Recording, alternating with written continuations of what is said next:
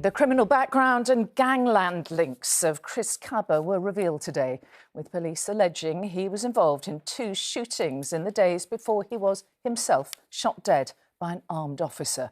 Prosecutors released CCTV footage said to show Kaba shooting a gang rival in the legs at a nightclub in Hackney in East London.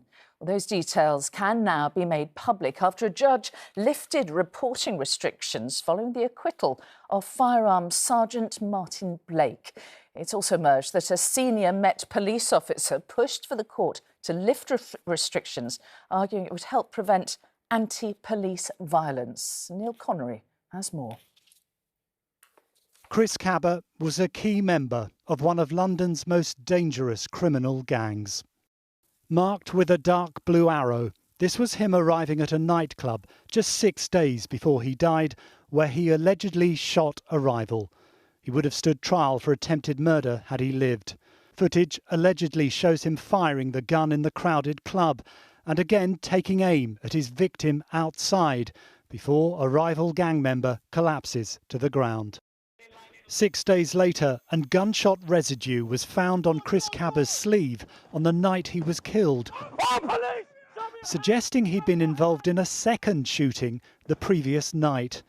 He had previous convictions for possession of weapons. The car he was driving was linked to 3 previous firearms incidents.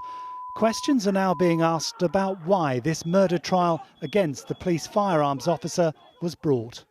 They do not go to work each day to kill anyone. And I do wonder if the Minister, in his reply, will consider how the legal system can give the benefit of the doubt to these brave men and women who, on our behalf, in a matter of a fraction of a second, have to make the most awful decision. The day after police marksman Martin Blake was cleared of Mr Kaba's murder, the Police Federation say the case should never have been brought to trial. Police officers aren't naive people. They see the reality of life every day, and I'm sure many of them are still seriously considering their future in armed policing, because why would you want to carry arms to protect the public if you're going to be treated as the criminal? Chris Kaba's family say they are devastated at the verdict and have vowed to keep on fighting for justice for their son. Chris's family made this point: no matter what had happened in the past, it's generally the case in this country that if someone has committed a crime, no matter what the crime is, you arrest them and you perhaps carry them forward in the justice system, not that they should die in the process. As the fallout from this trial continues, the contentious issues involved remain centre stage.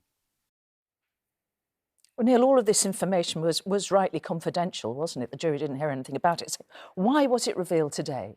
There are huge sensitivities around this case and the verdict, and I think a desire to calm the atmosphere. The Metropolitan Police Deputy Assistant Commissioner Stuart Cundy said today there would be less support for anti-police violence if full details were released. Now, Chris Kaba's gang history and criminal record weren't revealed in the trial. A senior judge ruled that it had no bearing on the issues for the jurors to decide.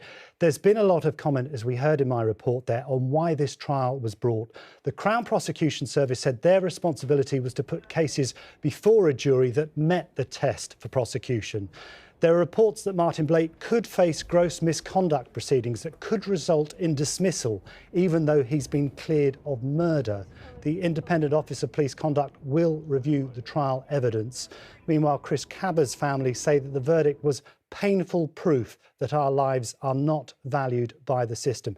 Mary, there were never going to be any winners in this tragic case. I think the criminal justice system has done its best to leave it to a jury to reach a verdict here.